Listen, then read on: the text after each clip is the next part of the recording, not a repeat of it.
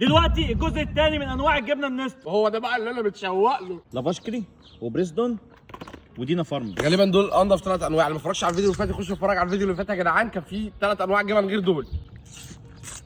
الخيط بتاعها باين، الفتحه بتاعتها كويسه الى حد ما، بس طلعت شويه من الورق مع الخيط، فيها نفس الغلطات بتاعت الايه الهاشم، اللزقه مش جايه في النص. حاسس بريزدون دي مضروبه يا بايظ. يا جدعان قولوا لي في الكومنتات البريزدون دي مضروبه ولا دي اصليه؟ لا دي كريمي قوي، كريمي قوي. دلوقتي معانا مزارع دينا، الخيط بتاعها اهو. واو، لا شكلها حلو. شكلها نضيف قوي. ولونها بيضة ابيض قوي، بيضة أبيض. قوي. بصوا يا جدعان وانا بطلعها اصلا جبنه مثلثات اللي ملمسها لونها طري اصفر دي. جدا جدا جدا. جبنه مثلثات يا جدعان اللي لونها اصفر دي، بحسها ان هم بيعملوها من لبن بايظ. حصل. والله ما بهزر. لا دي حلوه قوي. دينا تحفة. فارمز تضرب بريزدون بالجزمه. ولا كلمه.